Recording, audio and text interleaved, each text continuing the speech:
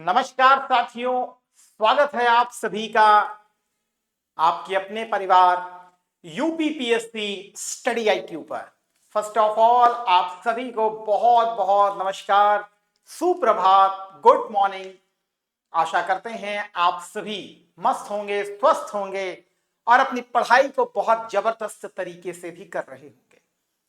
चलिए आज के इस मॉर्निंग शो को आप सभी भाई बहनों के साथ स्टार्ट करते हैं। कुछ नए क्वेश्चंस को लेकर के आज बात करेंगे आपसे। डीपली आप भी इसको पढ़ने का प्रयास कीजिए, अपने नोट्स बनाने का प्रयास कीजिए और रिवीजन को बहुत गंभीरता से कीजिए। सिलेक्शन का सबसे बड़ा क्राइटेरिया जो अगर कुछ होता है तो वो होता है आत्मविश्लेषण करना। आत्मविश्लेषण से ही आप अपनी सारी कमियों को पहचान पाते हैं।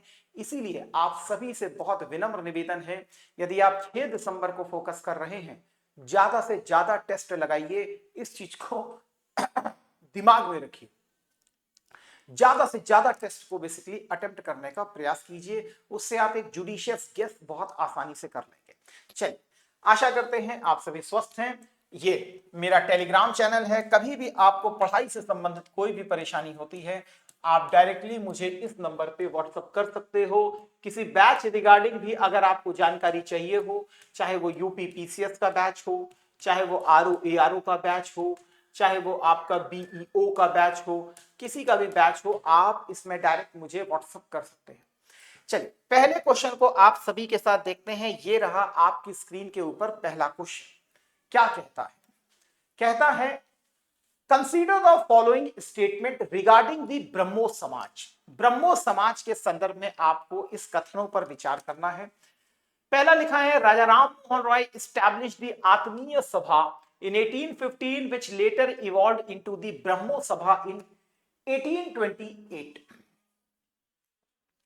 लिखा है, राजा राम मोहन रॉय ने 1815 में आत्मीय सभा की स्थापना की, जो बाद में 1828 में ब्रह्मो सभा के रूप में विकसित हुई।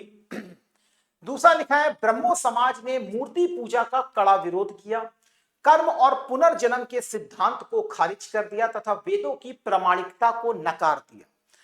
इनमें से कौन से कथन आपको बिल्कुल सही देखने के लिए मिल रहे हैं? केवल एक, केवल दो, दोनों ही सही हैं अथवा दोनों ही गलत हैं? क्या लगता है आपको आंसर?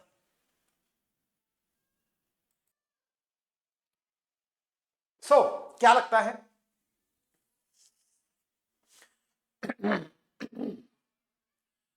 देखिए, आशा करते हैं आंसर आपने दिया होगा। देखिए, आत्मीय सभा 1815 में थी और आत्मीय सभा के तहत भी बहुत सारे फिलोसॉफिकल और रिलीजियस जो कन्वर्सेशंस हुआ करते थे, इसमें इसको स्पेशली प्रमोट भी किया गया था। इसीलिए हम इसको मानते हैं कि आत्मीय सभा एक प्रकार से पूर्ववर्ती था किसका? ब्रह्मो सभा का। या ब्रह्मो सभा को आत्मीय सभा का ही एक प्रकार से हम उत्तरवर्ती संगठन के रूप में भी मान लेते हैं। इस लिहाज से जो पहला ऑप्शन जो है वो आपका सही हो जाएगा 15 में, क्योंकि 1823 के आसपास आत्मीय सभा इनएक्टिव हुई थी और बाद में इसको फिर से रिवाइव किया गया, तो वो भी ब्रह्मो समाज के रूप में फिर हमें देखने के लिए मिला था। इस लिहाज से पहला वाला ऑप्शन जो है वो आपका बिल्कुल एक्यूरेट रहेगा। जब हम सेकंड क्वेश्चन की तरफ आते हैं तो लिखा है, ब्रह्मो समाज ने मूर्ति पूजा का कड़ा विरोध किया। यह बात बिल्कुल सही है कि आइडल वर्शिप का इन्होंने कड़ा विरोध किया था। दूसरा लिखा है, rejected the doctrine of Karma and rebirth. लेकिन यह वाला ऑप्शन गलत है कि कर्म के सिद्धांत को हर एक ने प्रोपाउंड किया है, हर एक ने सपोर्ट किया है। इस लिहाज से कर्म और पुनर्जन्म के सिद्धांत को खारिज नहीं किया गया था। जब बुद्धा ने कर्म के सिद्धांत को खारिज नहीं किया, जैनिज्म में कर्म के सिद्धांत को खारिज नहीं किया, कर्म के सिद्धांत को खारिज नहीं किया गया। वेदों की प्रामाणिकता को नकारा गया, वेदों की प्रामाणिकता को नकारा गया, ठीक है। तो बट ऑब्वियस है कि फिर यहां पर अगर देखें तो मूर्ति पूजा का कड़ा विरोध था।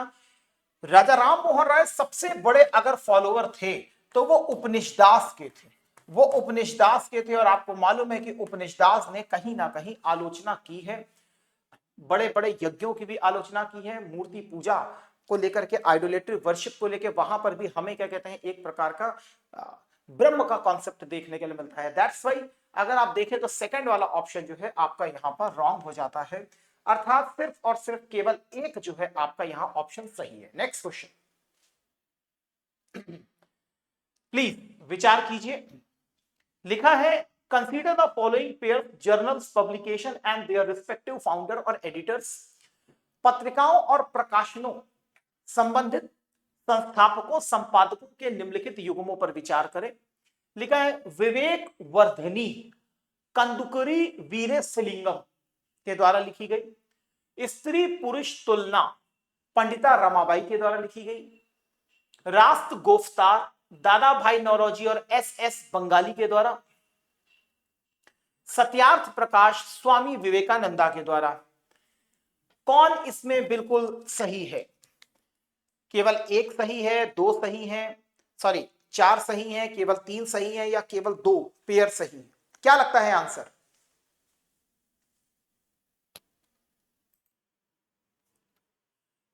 क्या लगता है भाई?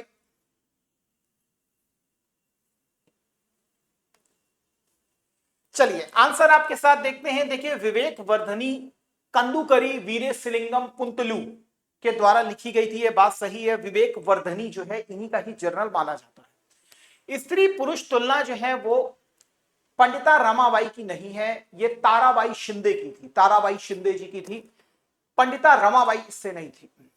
रास्त गोफ्तार वैसे तो प्रारंभिक रूप से दादा भाई नौरोजी और के आर कामा करके थे, वो इससे जुड़े थे, बंबई से इसको स्पेशली संचालित किया गया था। आगे जाकर के एस एस बंगाली भी रास्त गोफ्तार से जुड़े थे, इस आधार पर आप इसको सही मान सकते हैं।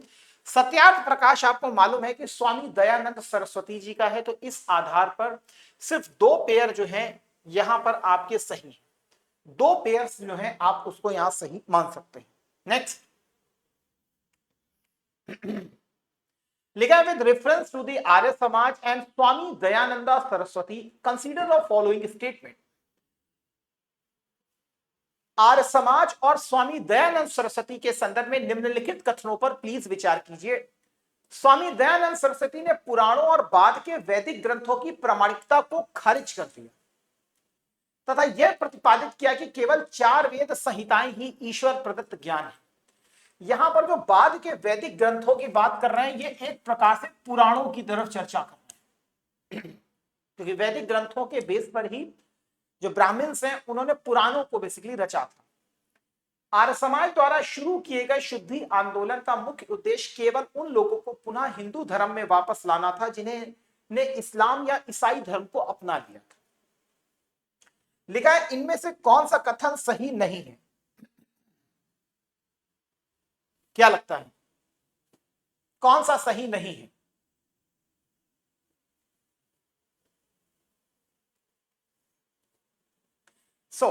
पहले को देखें तो यह बात सही है कि उन्होंने रिजेक्ट कर दिया था अथॉरिटी ऑफ दी पुराणास। यहां पर देखिए पुराणास और लेटर वैदिक टेक्स्ट उनकी को खारिज किया था, और यही कहा था कि 4 संहिताएं और वेदास ही जो हैं वो स्पेशली ईश्वर प्रदत्त ज्ञान को संपादित करते हैं। जब सेकंड वाले को हम देखते हैं कि शुद्धि मूवमेंट जो है उनके द्वारा चलाया गया था, यह बात बिल्कुल सही है, और इसका मेन ऑब्जेक्ट जो था इस्लाम और क्रिश्चियनिटी में जो कन्वर्जन हुआ है उसको दोबारा किसमें लेके आना था? हिंदू धर्म में मूल रूप से लेकर के आना था। इस आधार पर यहां सही नहीं पूछ रहा था, तो ये भी सही है, ये भी सही है, तो इसका मतलब डी की तरफ आप आइए कि ना तो एक ना ही दो, अर्थात पहला भी सही है और दूसरा भी सही है। कभी कभी इनके ऊपर भी थोड़ी सी प्रैक्टिस करके रखिए कि यहां पर सही नहीं पूछ रहा है तो फिर कौन सा आपको सही करना चाहिए, क्योंकि आता हुआ क्वेश्चन ऐसे में कंफ्यूजन के कारण गलत हो जाता है, तो आप थोड़ा सा यहां पर भी अटेंटिव माइंडसेट को रखिएगा। नेक्स्ट लिखा है यंग बंगाल मूवमेंट के संदर्भ में निम्नलिखित कथनों पर विचार कीजिए। यंग बंगाल मूवमेंट, पहला, Henry Vivian Derozio who led the movement was heavily inspired the ideals of the French Revolution. Okay. Second लिखा है the movement achieved massive success in mobilizing the rural peasantry of Bengal against the zamindari exploitation also.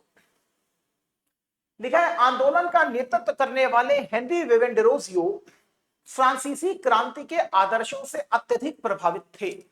फ्रांसीसी क्रांति के आपको मालूम है जो प्रिय वर्ड थे वो क्या थे? एक का नाम था लिबर्टी, इक्वालिटी और फ्रेटर्निटी। तो लिबर्टी, इक्वालिटी, फ्रेटर्निटी जैसे आपको वर्ड देखने के लिए मिल रहे थे। दूसरा, इस आंदोलन ने जमींदारी शोषण के खिलाफ बंगाल के ग्रामीण किसानों को संगठित करने में भारी सफलता हासिल की थी। So what would be the answer? क्या लगता है? केवल एक सही है, केवल दो सही है, दोनों सही है, या दोनों गलत है? क्या लगता है? आप इंग्लिश में पढ़ सकते हो।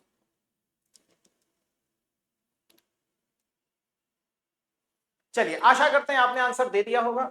यह बात बिल्कुल सही है कि आंदोलन का नेतृत्व करने वाले विवियन डेरोजियो जो थे वो फ्रांसीसी क्रांति से बहुत हद तक प्रभावित थे, और इन्होंने जो सबसे बड़ा फोकस किया है वो इसी के ऊपर किया है कि question to all authorities, question to all authorities, blind faith किसी के ऊपर नहीं होना चाहिए, ह्यूमन रैशनैलिटी को प्रमोट करना चाहिए, और सबसे बड़ी चीज बात की है वुमेन एम्पावरमेंट की। वुमेन एम्पावरमेंट की सबसे बड़ी बात की इनके द्वारा, वुमेन राइट्स के ऊपर सबसे ज्यादा फोकस किया गया, वुमेन राइट्स के ऊपर सबसे ज्यादा फोकस किया गया है। इसी कारण इनकी आलोचना की जाती है कि उस समय जो सबसे बड़ी समस्या थी समाज के सामने वो ग्रामीण किसानों की समस्या थी। महिलाओं की समस्या थी जरूर, लेकिन वो उस हिसाब से नहीं थी। लेकिन इनके द्वारा सबसे ज्यादा जो फोकस किया गया है वुमेन राइट्स को लेकर के ही किया गया है। इस आधार पर इनका जो सही आंसर होगा वो केवल और केवल एक सही होगा, दूसरा आपका यहां पर आकर के गलत हो जाता है। ठीक है, तो दूसरा गलत है, बिल्कुल सही। हाँ, दूसरा जो है वो बिल्कुल गलत हो जाता। चलिए नेक्स्ट क्वेश्चन की तरफ आप सभी के साथ पुनः चलते हैं। लिखा है, arrange the following British Indian legislative measures related to social reforms in chronological order. Earliest से लेकर के लेटेस्ट की तरफ आपको जाना है। Age of consent act, abolition of sati revolution act, Hindu widow remarriage act और नेटिव मैरिज एक्ट, जिसे सिविल मैरिज एक्ट भी कहा जा रहा है। लिखा है, सामाजिक सुधार से संबंधित निम्नलिखित ब्रिटिश विधायी उपायों को कालानुक्रमिक क्रमों में संयोजित करें। सहमति आयु अधिनियम, सती प्रथा का उन्मूलन अधिनियम, हिंदू विधवा पुनर्विवाह अधिनियम या देशी विवाह अधिनियम। क्या लगता है आपको सही आंसर? 2 3 4 1 3 2 1 4 2 4 3 1 3 2 4 1। चलिए आंसर की तरफ चलते हैं। आपको मालूम है एज ऑफ कॉन्सेंट एक्ट 1891 का है, सती प्रथा का उन्मूलन जो है 1829 का है, रूल नंबर 17, हिंदू विधवा पुनर्विवाह एक्ट जो है वो 1856 का है। ठीक है, और देशी विवाह या सिविल मैरिज एक्ट 1872 का है। ठीक है ना, यहां पर आप इसको आकर के संयोजित कर सकते हो। सबसे पहले ये आएगा, फिर ये आएगा, इसका मतलब 2 3 फिर 4 आएगा, फिर 1 आएगा, 2 3 4 1 आपका जो है यहां सही हो जाएगा। Next question. अच्छा, तो फिलहाल आप सभी को अवगत कराएंगे। सबसे पहले आपको जो परम प्रिय हमारा पावन त्योहार है जिसे रक्षाबंधन के रूप में आप जान रहे हैं, तो रक्षाबंधन की मैं अग्रिम बधाई आपको सबसे पहले देना चाहता हूं। जितनी हमारी बहनें देख रही हैं तो अपने इस बड़े भाई छोटे भाई के रूप में मुझे कंसीडर कीजिए, और मेरी तरफ से आप सभी को भी बहुत बहुत रक्षाबंधन की हाथ जोड़ के बहुत बहुत बधाई दो। अब आते हैं इस मुद्दे की तरफ। रक्षाबंधन हो गया, लेकिन रक्षाबंधन के साथ अब आपको अपने आप को समर्थ करने का समय आ चुका है। भाई तो आपकी रक्षा करते ही करते हैं, लेकिन अब बराबरी का समय आ चुका है, और अब आपको स्वयं रक्षक की भूमिका में आना ही होगा। एक ऐसा रक्षक जो अपनी स्वयं की तो रक्षा करे ही करे, और साथ में पूरे समाज की रक्षा करने का भी पूरा उत्तरदायित्व ले। इसीलिए हमारा स्टडी IQ परिवार भी आप सभी के लिए बहुत बड़े ऑफर के साथ आया है, ताकि आपकी ये जो पढ़ाई है वो क्वालिटेटिव भी बने और अफोर्डेबल भी बने। सभी कोर्सेज पर 60% का फ्लैट डिस्काउंट आपको पुनः ऑफर किया गया है हमारे स्टडी IQ परिवार की तरफ से। किसी भी बैच को आप परचेज करें, ये हमारा फाउंडेशन का बैच है इंग्लिश माध्यम का, ये हमारा हिंदी माध्यम का बैच है।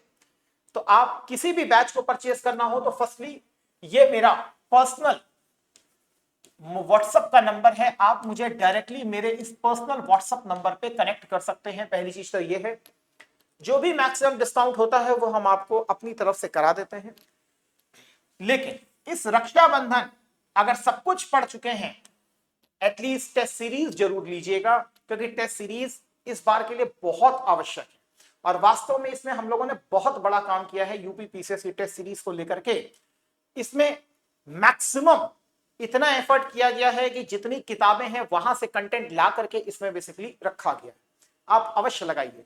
अगर प्रीलिम्स में दिक्कत आती है तो प्रीलिम्स क्रैश कोर्स ज्वाइन कर सकते हैं, मेंस में दिक्कत है तो मेंस क्रैश कोर्स ज्वाइन कीजिए। आरओ में अगर तैयारी कर रहे हो तो इसका समग्र बैच आ चुका है, आप इसको ज्वाइन कर सकते हैं। ये हमारा ऑफिशियल नंबर है, और जब भी बैच को परचेस करें use always my code Sai live, तो साई को याद कीजिए और जीवन में लाइव। Thank you. जय हिंद, जय भारत, वंदे मातरम।